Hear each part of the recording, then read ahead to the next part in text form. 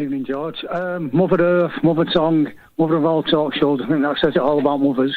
Yeah, what I'd like to ask you, George, forgive me eloquence, but I know what I know, and I've been a student of yours for the last 15 years.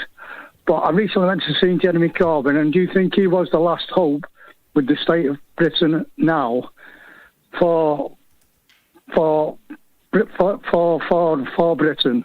And I know that people were begging. I went to see him in the Mechanics Institute in Manchester, and people were begging him to form a new party. And I don't think he will, but do you think one day he will regret that he didn't?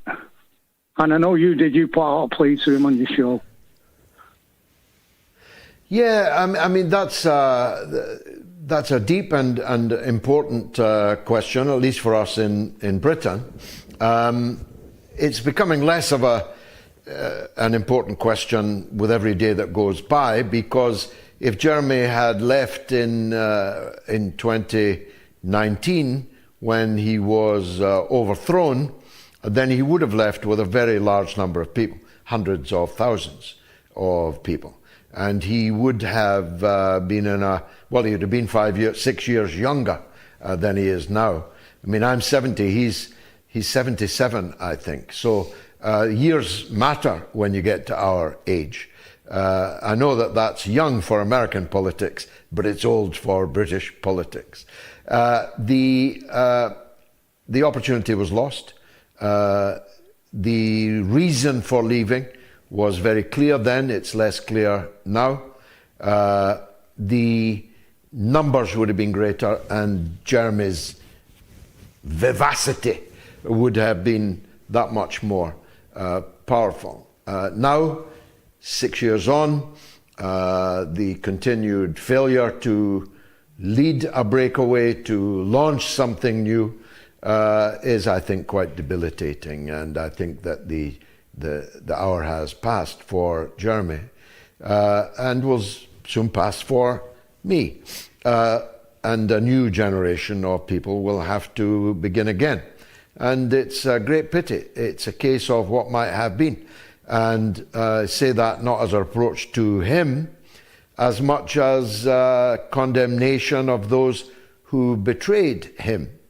Those who betrayed him were the obvious suspects, the people who now run the Labour Party, and the people who had run it before Jeremy's very brief period of leadership, but also the enemy within. He was very poorly served from within. He had the wrong people and listened to the wrong advice from them. And on a political, I'm not talking about staff, by the way, some of whom were, and even some of whom still are, friends of mine. I'm talking about his political, elected members of Parliament around him, who are very poorly chosen indeed. And though they have so far gotten off scot-free, because no book has yet been published that really knows what went on in the Corbyn inner circle, one day that book will come.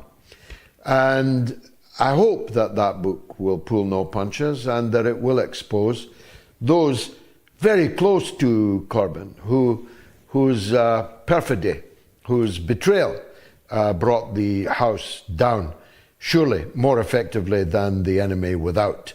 The enemy within is almost always the more important enemy. So, God love him, Jeremy Corbyn came very close.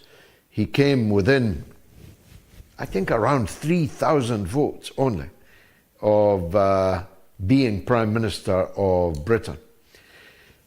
I think that though he would have done some really important things on issues like homelessness, for example, issues like this week's issue of kicking disabled people for the sake of filling the so-called black hole, which isn't there in any case, kicking the walking sticks, kicking over the wheelchairs of disabled people in Britain, a totally despicable series of acts.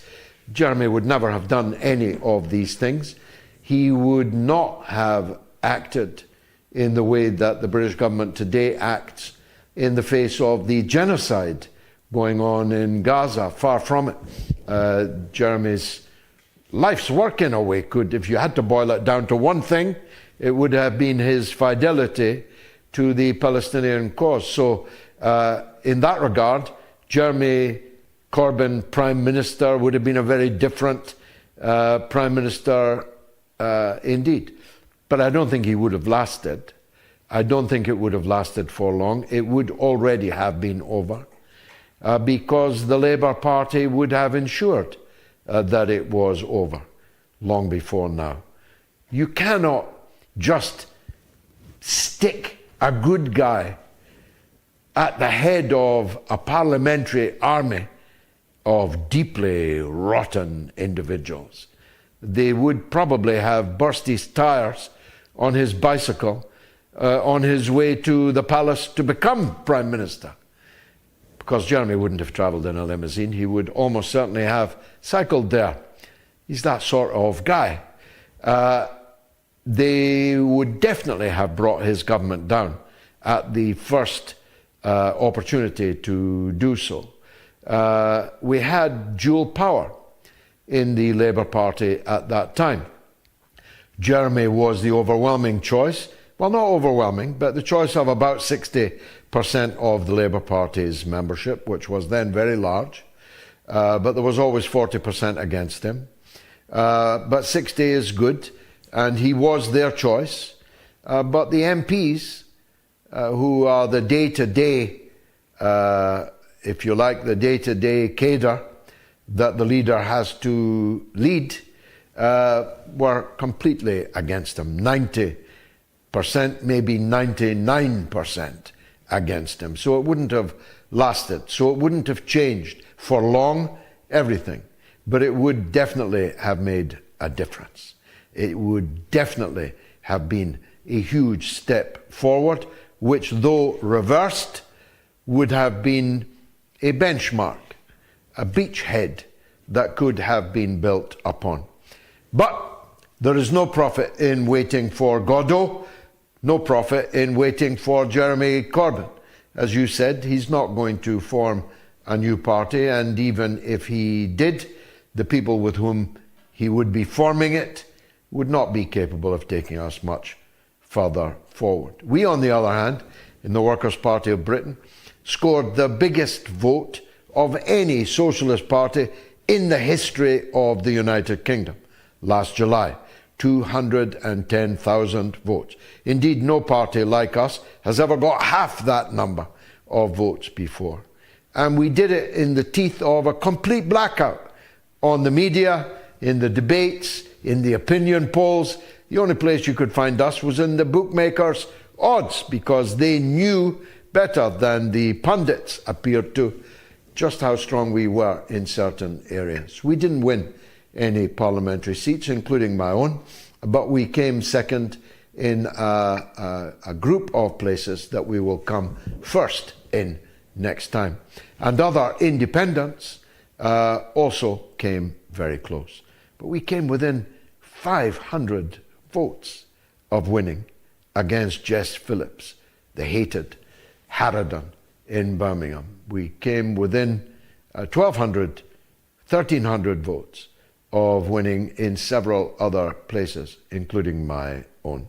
And we're about to show in the parliamentary by-election in Runcorn, and even more in the council by-election in Rochdale on the 1st of May, just how important a force for the future the Workers' Party of Britain will be. I urge you, David, to stop going to Jeremy Corbyn shows, come to ours instead. Thanks very much indeed.